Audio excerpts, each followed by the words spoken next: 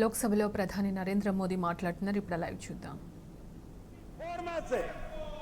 64 में से सिर्फ 2 सीट जीत पाई है. 64 में से 2. इसका साफ मतलब है कि इस चुनाव में कांग्रेस पूरी तरह परजीवी बन चुकी और अपने सहयोगी दलों के कंधे पर उन्होंने चढ़ करके ये सीटों का आंकड़ा बढ़ाया है. अगर कांग्रेस ने अपने सहयोगियों के जो वोट खाए हैं वो अगर न खाए होते तो लोकसभा में उनके लिए इतनी सीटें जीत पाना भी बहुत मुश्किल था.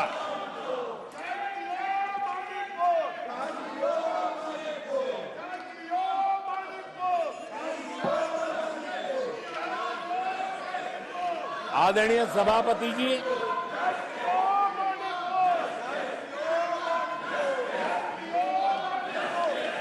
ऐसे समय एक अवसर आया. देश ने विकास के रास्ते को चुना है. देश ने विकसित भारत के सपने को साकार करने का मन बना लिया है. तब भारत को एकजुट होकर समृद्धि का नया सफर तय करना है.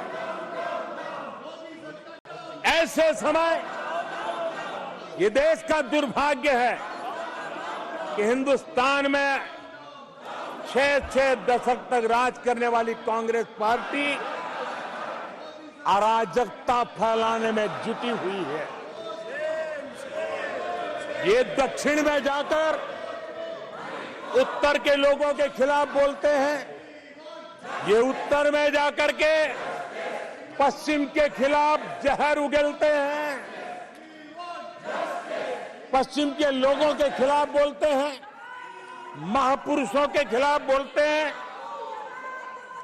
इन्होंने भाषा के आधार पर बांटने की हर कोशिश की है. जिन नेताओं ने देश के हिस्से को भारत से अलग करने की वकालत की थी, उनको संसद की टिकट देने तक का दुर्भाग्य हमें देखना पड़ा जो कांग्रेस पार्टी ने पाप किया. कांग्रेस पार्टी खुलेआम एक जाति को दूसरी जाति के खिलाफ लड़ाने के लिए रोज नई नैरेटिव कर रही है. नए तय अफवाहें फैला रही है. आदरणीय सभापति जी, देश के एक हिस्से के लोगों को हीन बताने की प्रवृत्ति का भी कांग्रेस के लोग बढ़ावा दे रहे हैं. आदरणीय सभापति जी, कांग्रेस देश में आर्थिक अराजकता फैलाने की दिशा में भी सोची समझी चाल चल रही है. चुनाव के दौरान जो बातें की गई, राज्यों में, उनके राज्यों में जिस प्रकार से आर्थिक कदम ये उठा रहे हैं, ये वो रास्ता आर्थिक अराजकता की तरफ देश को घसीटने वाला है. उनके राज्य देश पर आर्थिक बोझ बन जाए, ये खेल जानबूझ करके खेला जा रहा है. मंचों से साफ साफ घोषणा की गई, अगर इनके मन का परिणाम नहीं आया, 4 जून को देश में आग लगा दी जाएगी. लोग इकट्ठे होंगे, अराजकता फैलाएंगे, ये अधिकृत रूप से आह्वान किए गए। ये अराजकता फैलाना इनका मकसद है। भारत की लोकतांत्रिक प्रक्रिया को सवालों के घेरे में लाकर अराजकता फैलाने का प्रयास किया गया है। सीएए को लेकर जो अराजकता फैलाई गई, देश के लोगों में गुमराह करने का जो खेल खेला गया, पूरी इकोसिस्टम इस बात को बल देती रही ताकि उनके राजनीतिक मकसद पूरे हो। आदरणीय सभापति जी, देश को दंगों में झोंकने के भी कुत्सित प्रयास पूरे देश ने देखे हैं। आदरणीय सभापति जी,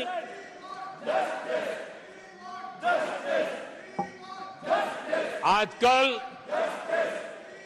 सिंपैथी गेन करने का एक नई ड्रामेबाजी शुरू की गई है, नया खेल खेला जा रहा है। मैं एक किस्सा सुनाता हूं। एक बच्चा स्कूल से आया और जोर जोर से रोने लगा और उसकी मां भी डर गई, क्या हो गया, बहुत रोने लगा और फिर कहने लगा, मां मुझे आज स्कूल में मारा गया, आज स्कूल में मुझे उसने मारा, आज स्कूल में मुझे इसने मारा, और जोरों जोरों से रोने लगा। मां परेशान हो गई। उसने उसे पूछा कि बेटा बात क्या थी, लेकिन वो बता नहीं रहा था, बस रो रहा था, मुझे मारा मुझे मारा।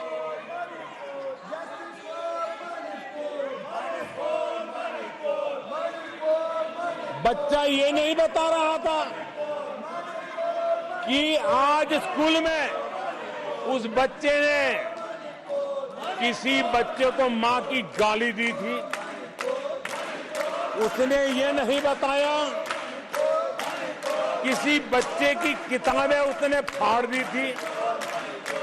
उसने ये नहीं बताया कि उसने टीचर को चोर कहा था।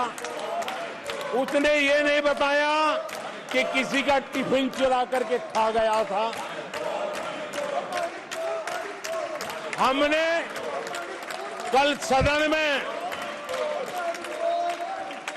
यही बचकाना हरकत देखी है। कल यहां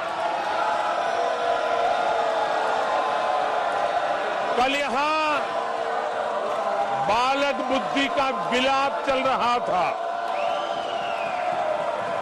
मुझे मारा गया, मुझे इसने मारा, मुझे उसने मारा, मुझे यहां मारा, मुझे वहां मारा, ये चल रहा था।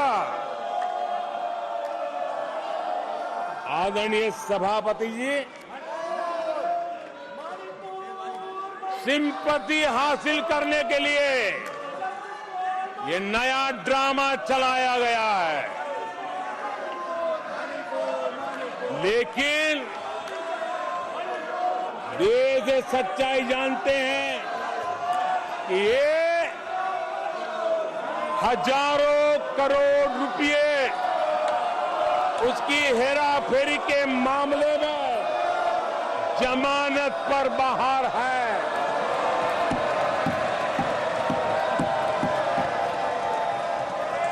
ये ओबीसी वर्ग के लोगों को चोर बताने के मामले में सजा पा चुके हैं।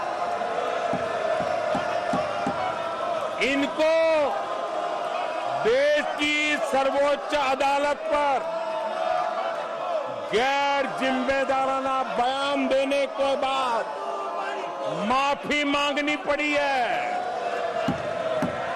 इन पर महान स्वातंत्र सेनानी वीर सावरकर जैसे महान व्यक्तित्व का अपमान करने का मुकदमा है। इन पर देश की सबसे बड़ी पार्टी के अध्यक्ष को हत्यारा कहने का मुकदमा चल रहा है। इन पर अनेक नेताओं, अधिकारियों, संस्थानों पर झूठ बोलने के गंभीर आरोप है और वो केस चल रहे हैं। आदरणीय सभापति जी, बालक बुद्धि में ना बोलने का ठिकाना होता है और न ही बालक बुद्धि में व्यवहार का कोई ठिकाना होता है। और जब ये बालक बुद्धि पूरी तरह सवार हो जाती है तो सदन में भी किसी के गले पड़ जाते हैं। ये बालक बुद्धि अपनी सीमाएं खो देती है तो सदन के अंदर बैठ करके आंखें मारते हैं, आंखें मारते हैं। इनकी सच्चाई आदरणीय सभापति जी अब पूरा देश समझ गया है। इसलिए आज देश इनसे कह रहा है तुमसे नहीं हो पाएगा, तुमसे ना हो पाएगा।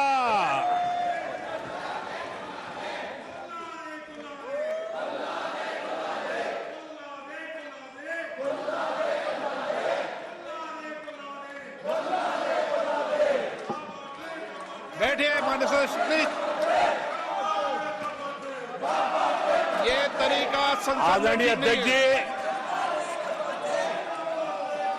तुलसीदास जी कह गए हैं, अखिलेश जी, तुलसीदास जी कह गए हैं, जूठई लेना जूठई देना, जूठई भोजन जूठई चबेना। तुलसीदास जी ने कहा है जूठई लेना जूठई देना, जूठई भोजन जूठई चबेना। कांग्रेस ने झूठ को राजनीति का हथियार बनाया। कांग्रेस के मुंह झूठ लग गया है। जैसे वो आदमखोर एनिमल होता है ना, जिसको लहू मुंह पे लग जाता है, वैसे